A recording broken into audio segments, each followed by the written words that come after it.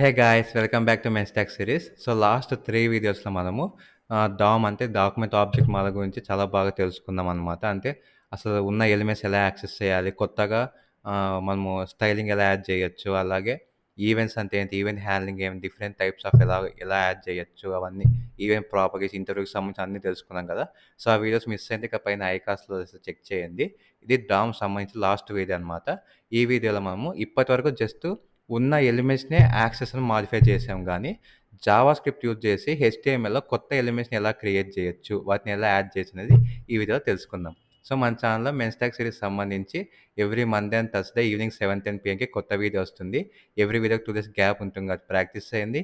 ఏమైనా డౌట్స్ ఉంటే కామెంట్ సెక్షన్‌లో పోస్ట్ చేయండి. అలాగే ఈ వీడియోస్ మిస్ కాకుండా ఉండాలంటే మన ఛానెల్ సబ్స్క్రైబ్ చేసి బెల్ ఐకాన్ క్లిక్ చేయండి. బెల్ ఐకాన్ క్లిక్ చేస్తే మీకు నోటిఫికేషన్ వస్తుంది. లేకపోతే రాదు. సో, బెల్ ఐకాన్ క్లిక్ చేయడం మర్చిపోకండి. ఇంకా స్టార్ట్ చేద్దాం.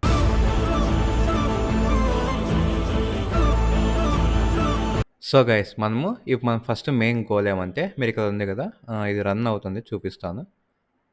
మన కన్సోల్ అవసరం లేదు, ఓకేనా?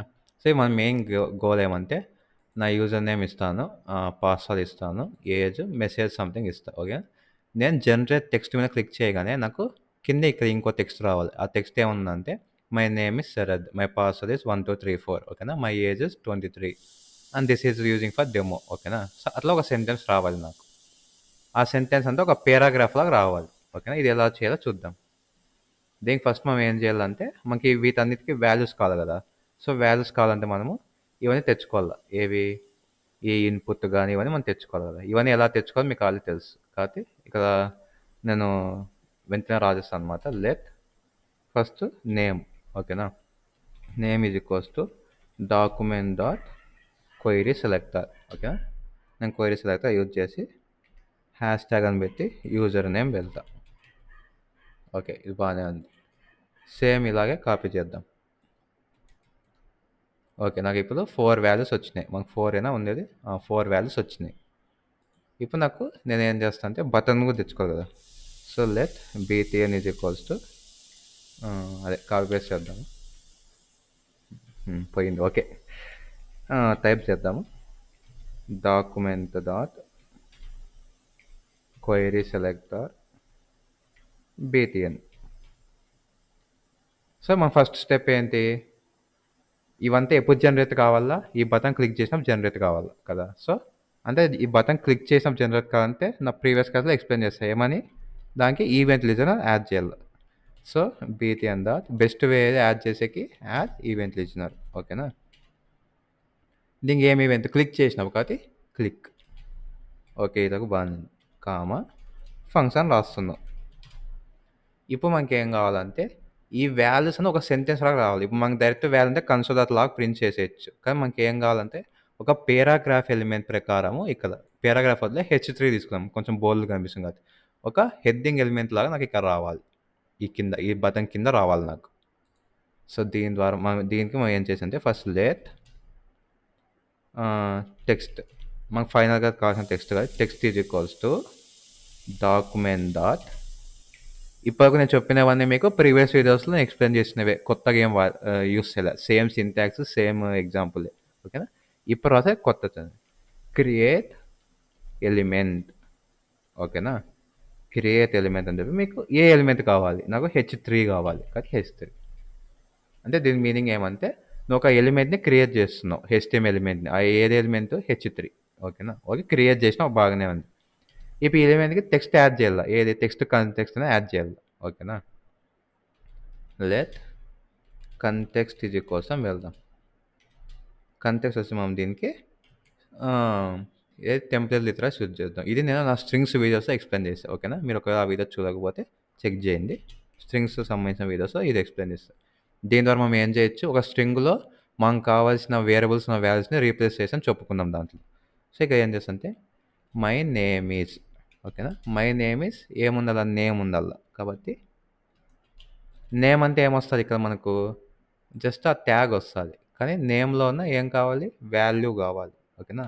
డాట్ వాల్యూ, ఓకేనా. My name is name dot value. Next space ఇచ్చి మై పాస్వర్డ్ ఈజ్, ఓకేనా. మళ్ళీ సేమ్ ఇది పాస్వర్డ్ డాట్ వాల్యూ. ఓకేనా. మళ్ళీ my age is age dot value. Next direct message వచ్చేయాలి, నాకు ఇంకా స్పెల్లింగ్ ఏం అవసరం లేదు. ఓకేనా. సో డైరెక్ట్ నేను మెసేజ్ డాట్ వాల్యూ అని ఇచ్చా. క్లియరా ఇతరులకు అందరికీ? ఫస్ట్ ఏం చేసినాం, ఒక ఎలిమెంట్ని ఈ బటన్ మీద క్లిక్ చేసినప్పుడు ఏం జరగాలో రాస్తున్నాం లాజిక్. మీకు ఇది ఒక సింటాక్స్ కొత్తది ఏమని, ఒక ఎలిమెంట్ క్రియేట్ చేయంటున్నాం, ఒక క్రియేట్ చేసినాం. నెక్స్ట్ ఒక వేరియబుల్ తీసుకొని దాంట్లో ఒక వాల్యూ ఇస్తున్నాం, ఆ వాల్యూ ఏంటి, ఈ పైన ఉన్నవన్నీ కంబైన్ చేస్తున్నాం అంతే. ఇది స్ట్రింగ్ లిటరల్స్ లా టెంప్లెట్ లిటరల్స్ అంటారు. ఇది ఎలా యూస్ చేయాలో అదే ఎక్స్ప్లెయిన్ చేస్తాను. ఓకేనా. ఇప్పుడు నేను ఏం చేస్తాను అంటే h3 ఎలిమెంట్ ఏది, టెక్స్ట్ కదా. సో టెక్స్ట్ డాట్, ఇప్పుడు మనం దీనికి కంటెంట్ యాడ్ చేస్తున్నాం, text content is equals to context. ఓకేనా. అంటే దాంట్లో ఉన్న వాల్యూ యాడ్ చేసినాం. ఇది క్లియరా? అసలు ఇది ఇట్లా ఎందుకు యాడ్ చేసినామని ఫస్ట్ వీడియోలో ఎక్స్ప్లెయిన్ చేశాను, దామ్ అనే వీడియోలో. ఓకే. నేను ప్రతిదీ ప్రీవియస్ 3 వీడియోస్ మీరు చూసింటే మీకు అసలు దీంట్లో ఒక్క డౌట్ రాదు నాకు తెలిసినంత వరకు. అంటే వచ్చినా తప్పు లేదు, మోస్ట్లీ రాదనమాట. ఓకేనా. ఎందుకంటే మీకు ప్రతిదీ ప్రీవియస్ వీడియోస్ నేను కవర్ చేశాను. ఓకేనా. ఓకే. ఇప్పుడు దీనికి టెక్స్ట్ యాడ్ చేసేసిన బాగానే ఉంది. కొంచెం స్టైలింగ్ చేయాలి. ఓకేనా. స్టైలింగ్ చేయాలంటే మీకు తెలిసిందే, టెక్స్ట్ డాట్ ప్రజెంట్ నేను ఇన్లైన్ స్టైలింగ్ యాడ్ చేస్తున్నాను. మీరు font just colour, font colour మారుద్దాము. కలర్కి ఏమిద్దాము, గ్రీన్ ఇద్దాం. ఓకేనా. ఈ స్టైలింగ్ వచ్చి చాలు. ఓకే. స్టైలింగ్ యాడ్ చేసిన, ఇది యాడ్ చేసినావు. నువ్వు దీనికి ఇంకా యాట్రిబ్యూట్స్ కూడా యాడ్ చేయొచ్చు. ఓకేనా. యాట్రిబ్యూట్స్ యాడ్ చేసేకి text dot set attribute. Attribute ఏం పెడతారు, యాట్రిబ్యూట్స్ మనకి ఏవి, క్లాస్ నేమ్ కానీ ఐడి కానీ సంథింగ్ అట్లా ఏవో యాట్రిబ్యూట్స్ ఉంటాయి కదా. దీనికి క్లాస్ నేమ్ మనకేం అవసరం లేదు కాబట్టి ఐడి ఇద్దాం. ఐడి అనే యాట్రిబ్యూట్కి వాల్యూ ఏమి ఇవ్వాలి, దీనికి వచ్చేసి రిజల్ట్ అని ఇద్దాం. ఓకే. ఓకేనా. ఇక బాగానే ఉంది. సో నువ్వు దీనంతా ఒక ఎలిమెంట్ని ప్రిపేర్ చేసినావు. మనకు జనరల్గా హెచ్టిఎంఎల్ ఇంత సోల్ ఉండదు. ఇప్పుడు హెచ్టిఎంఎల్ డైరెక్ట్ H3 కావాలంటే డైరెక్ట్ ఒక ఐడి ఇచ్చినావు, కంటెంట్ ఇచ్చేసినావు. కానీ ఇక్కడ ఏం చేస్తున్నావు, ఫస్ట్ ఒక ఎలిమెంట్ క్రియేట్ చేస్తున్నావు, దాని కంటెక్స్ట్ మాడిఫై చేస్తున్నావు. ఓకేనా. దానికి స్టైలింగ్ యాడ్ చేసినావు, యాట్రిబ్యూట్. ఇవన్నీ కంపల్సరీ అంటే అవసరం లేదు, నువ్వు జస్ట్ H3 అయితే యాడ్ కూడా చేయొచ్చు. బట్ ఇవన్నీ ఉంటేనే కదా దానికి మీనింగ్, లేకపోతే జస్ట్ H3 ఉంటే ఏం మీనింగ్. ఓకే. ఇప్పుడు నువ్వు H3ని రెడీ చేసినావు. ఓకేనా. ఇప్పుడు రెడీ చేసినాక మన మెయిన్ గోల్ ఏమి, క్లిక్ చేసినాక ఈ కింద కనిపిల్ల, ఈ కింద కనిపించమంటే ఎక్కడ, బటన్ ఎక్కడ ఉంది, ఇక్కడ ఉంది. బటన్ కింద నాకు H3 అని వచ్చి కనిపిల్ల ఇక్కడ. కానీ అది HTML రాయకూడదు నేను. ఓకేనా. ఇప్పుడు సేవ్ చేద్దాం. రెండు సేవ్ చేసాం. చూద్దాం చేంజ్ వచ్చిందా. ఈ బటన్ క్లిక్ చేస్తాను, కన్సోల్ కూడా చెక్ చేద్దాం. ఈ బటన్ క్లిక్ చేస్తున్నా, కానీ అన్నీ చేసినావు, క్లిక్ చేసినప్పుడు ఇవన్నీ తయారుగా అన్నావు, కానీ ఇక్కడ మనకు చూపిద్దాం. సో ఇక్కడ మెయిన్ పార్ట్. ఇప్పుడు మనము ఈ డైనమిక్గా జనరేట్ చేసిన ఎలిమెంట్ని మనం ఇప్పుడు ఏం చేయాలి, ఒకసారి ఇక్కడ ఏం రాయాలి కదా. సారీ ఇక ఏదో ఒకటి రాద్దాం. ఇక ఏదో ఒకటి ఏజ్ నంబర్ కాబట్టి 23. ఓకేనా. ఇది ఏదో ఒకటి రాసి జనరేట్ టెక్స్ట్ క్లిక్ చేద్దాం. అయినా మనకి ఏం రాలే కదా. క్లియరా. సో ఇప్పుడు నెక్స్ట్ ఏం చేయాలంటే, ఇప్పుడు ఈ ఎలిమెంట్ రెడీ అయింది, దీన్ని మనం దానికి యాడ్ చేయాలి. దీనికి యాడ్ చేయాలంటే ఇది దేంట్లో ఉంది, డాక్యుమెంట్లో ఉంది కదా. సో డాక్యుమెంట్ డాట్ బాడీలో నువ్వు యాడ్ చేయాల్సింది.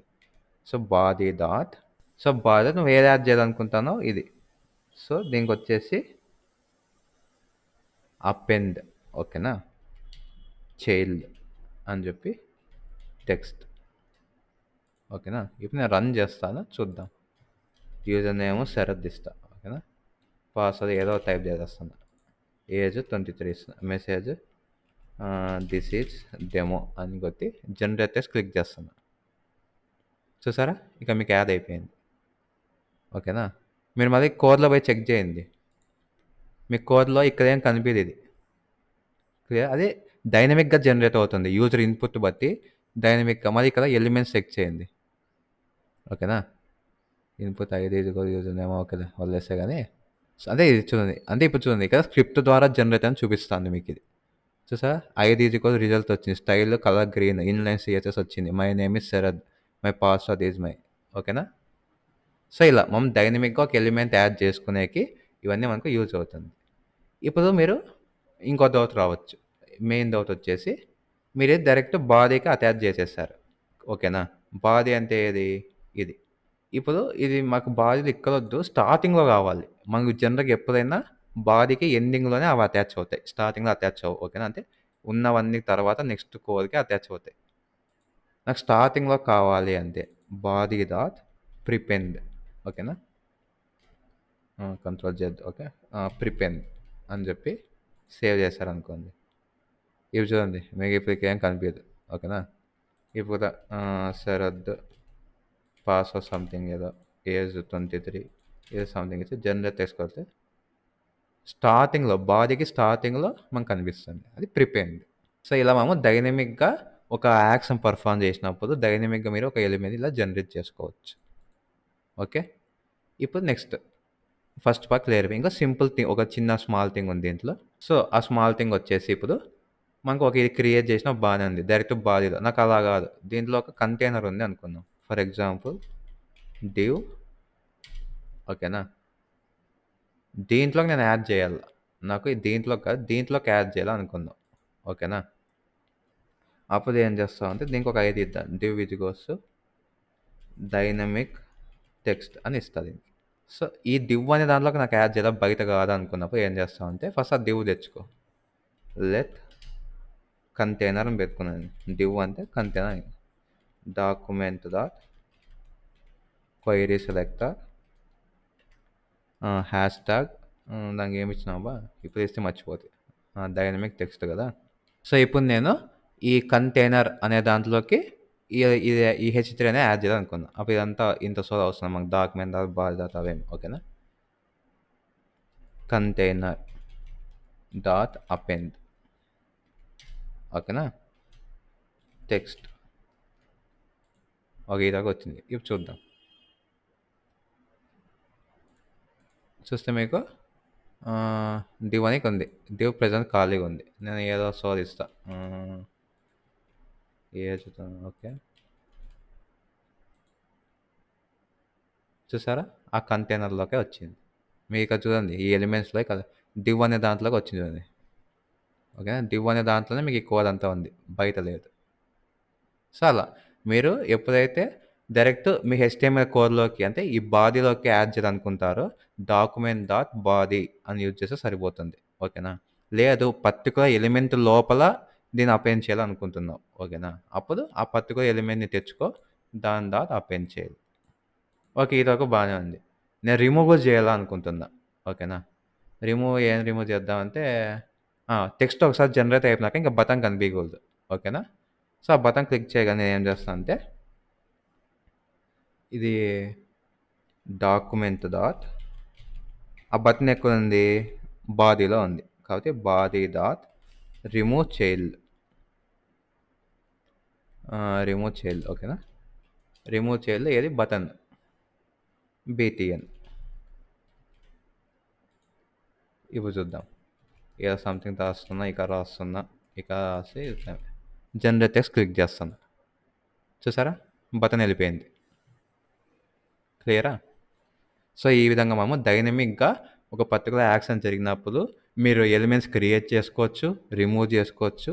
ఆ క్రియేట్ చేసిన ఎలిమెంట్‌కి నార్మల్‌గా హెచ్టీఎంఎల్ ఏవైతే చేస్తారో అవన్నీ దీంట్లో చేసుకోవచ్చు. ఓకేనా. ఈ రియల్ లైఫ్ ఎగ్జాంపుల్ కిందకి కావాలంటే మీకు టు డూ లిస్ట్ అని మీరు చాలా బాగా వినుంటారు. నేను ప్రెజెంట్ ఇది ఎగ్జిక్యూట్ చేయడం లేదు గానీ టు డూ లిస్ట్ మీకు ఇదే వేలో ఉంటుంది. మీరు ఓన్‌గా చేయండి అది. ఓకేనా. నేను చేయొచ్చు. నాకేం తప్పు నాకింకా మీద చాలా వీడియోస్ వస్తాయి. ఓకేనా. బట్ మీరు ఫస్ట్ ప్రాక్టీస్ చేయండి. ఫ్యూచర్‌లో వీలైతే ప్రాజెక్ట్స్ తెచ్చేకి ట్రై చేస్తాను. ప్రెజెంట్ నాకున్న టైంకి మోస్ట్‌లీ ట్యుటోరియల్సే చేస్తున్నాను. అంటే మెయిన్ కాన్సెప్ట్స్ ఎక్స్‌ప్లెయిన్ చేస్తున్నా. వీలైతే ప్రాజెక్ట్స్ తెస్తాను. గ్యారంటీ లేదు మోస్ట్‌లీ తెచ్చేకి చూస్తా. ఓకేనా. సో, టు డూ లిస్ట్‌లో కూడా మాకు ఇంతే కదా. మీరు ఏదైనా ఒక టాస్క్ రాసుకుంటారు. రాసుకొని యాడ్ బటన్ మీద క్లిక్ చేయగానే మీకు క్రింద నీట్‌గా అదొక ఒక స్టైల్ అప్లై వస్తుంది టు డూ లిస్ట్‌కి కదా.